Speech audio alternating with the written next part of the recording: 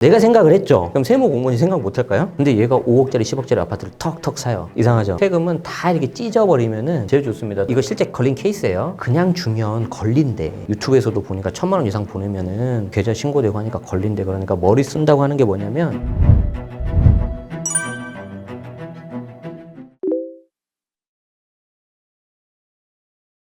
공부를 지금 굉장히 많이 하셔서 그런 것들을 아는 거잖아요, 어떻게 보면. 지금 여러분들이 저처럼 앉아서 몇 시간씩 공부할 수 없단 말이에요. 자, 그래서 이렇게 생각하시면 돼요. 첫 번째, 세상에 공짜는 없다. 부동산에서 주택수 빠진다고 했죠. 한번 의심을 하라는 거예요. 그럴 리 없다. 세상에 공짜가 어딨냐. 맞다.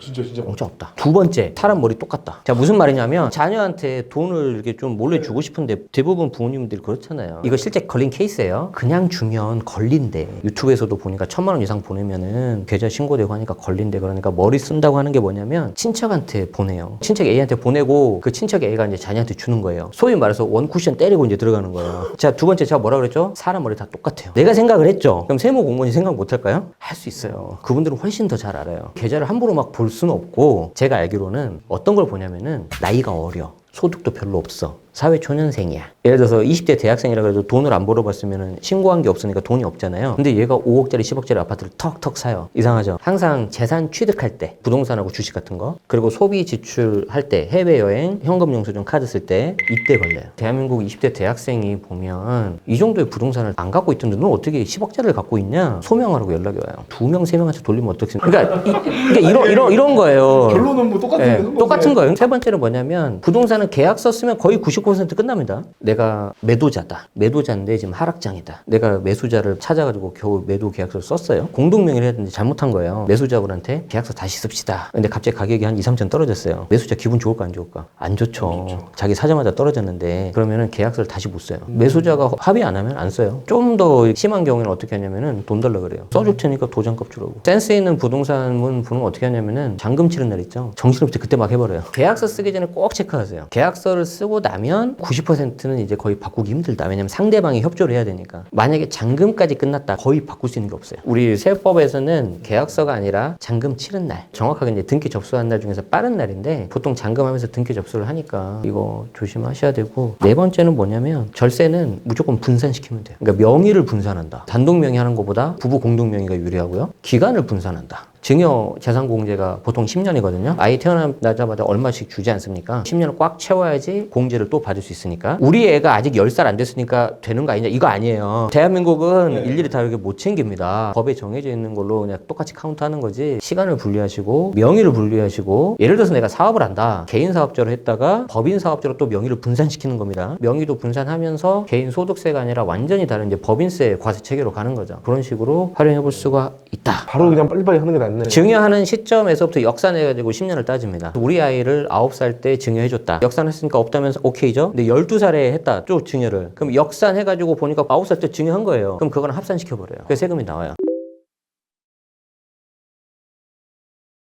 태어나자마자 비과세로 하면 2천만 원 할 수 있고요. 이제 만 나이죠. 과거 나이로 하면 11살 되면 또 2천 원 할 수 있죠. 그럼 4천이 되는 거죠. 그리고 이제 성년자녀 21살 되면 5천을 이제 해주는 거예요. 그러면 4천 플러스 5천이니까 9천이 되는 거고, 요즘에 결혼을 늦게 해가지고 만약에 31살까지 또 해줬다. 그럼 5천 또 해주겠죠? 그러면 5천, 4천이니까 1억 4천이죠. 1억 4천을 가지고 어떻게 해야 되냐? 저는 개인적으로는 이거 가지고 부동산을 하지 마라 그래요. 왜냐면 일단 미성년자고 소득이 없고 혹시라도 세를 끼우고 사놨는데 역전세 맞았다. 이 돈 어떻게 할까? 차라리 2천만 원 받으면 저는 이제 우량 주식, 한 10년 후에도 망하지 않을 주식, 이건 여러분들이 더 잘 아실 테니까 그런 데다가 사두시면 좋을 것 같고, 만약에 2천만 원 넣었는데 2배가 돼서 4천만 원 됐잖아요. 올라간 2천만 원 있죠. 이거는 그 자녀 거예요. 100%. 그런데 여기서 또 조심해야 되는 게 뭐냐면 여러분들이 생각하면 다 생각한다니까요. 자녀한테 내가 2천 넣어주고 미성년자면 이거 가지고 내가 거래를 해야겠다. 자, 거기까지는 좋아요. 2천을 넣어놓고 내가 뭐 삼성전자 주식을 몇 번 사고 팔았다, 이 정도는 괜찮아. 그런데 아버지가 욕심이 과해가지고 데이 트레이딩을 해. 이거는 완전 명의신탁이에요. 그거는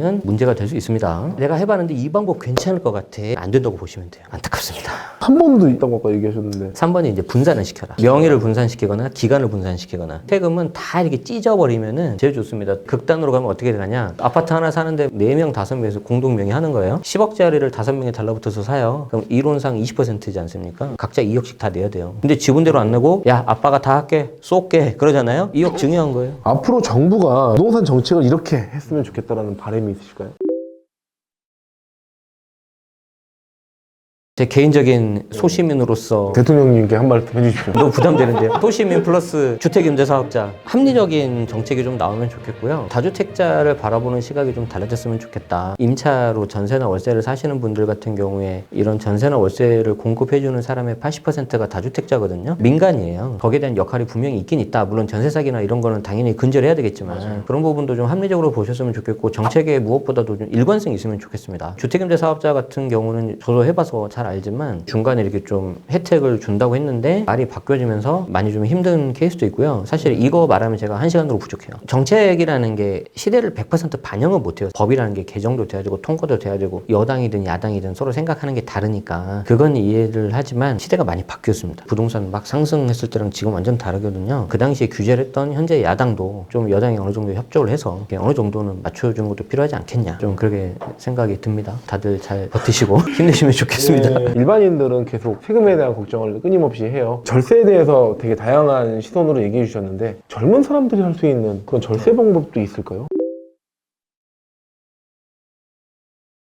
젊으신 분들이 할 수 있는 거는 직장인 분들이 많잖아요. 직장인 분들이 할 수 있는 거는 본인 월급 명세서부터 좀 잘 봤으면 좋겠다. 거기에 내가 분명히 월급이 300만 원이라고 했는데 300만 원 다 못 받잖아요. 뭐 이것저것 빠지고 나면 한 280, 270 될걸요? 건강보험도 있고요. 국민연금도 있고 뭐 소득세도 있고 그러는데 거기에 대해서 너무 무관심하지 마시고 좀 사실 딱딱하고 재미없지만 관심을 갖고 좀 공부를 하시는 게 좋겠다. 제가 하나만 말씀을 드릴게요. 우리 연말정산 다 아시죠? 연말정산을 하는데 자녀가 있으신 분들은 자녀 세액공제라는 걸 받아요.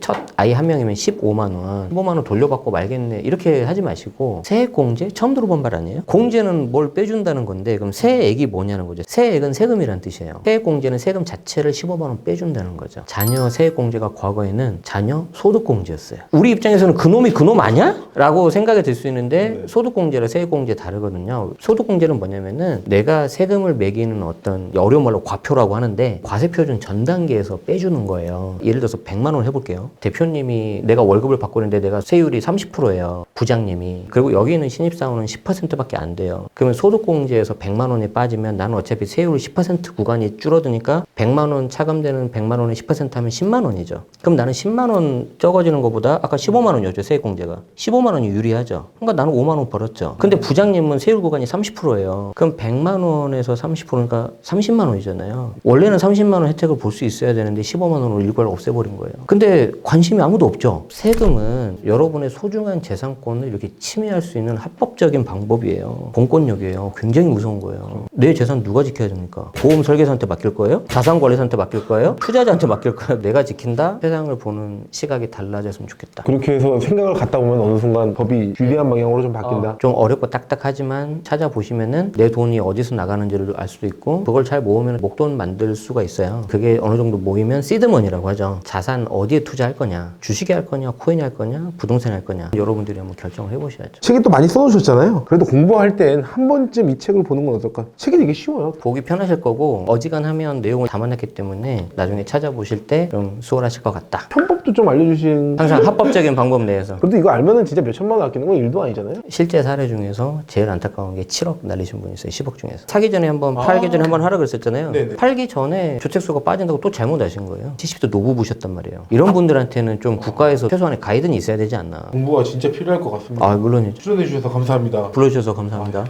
끝!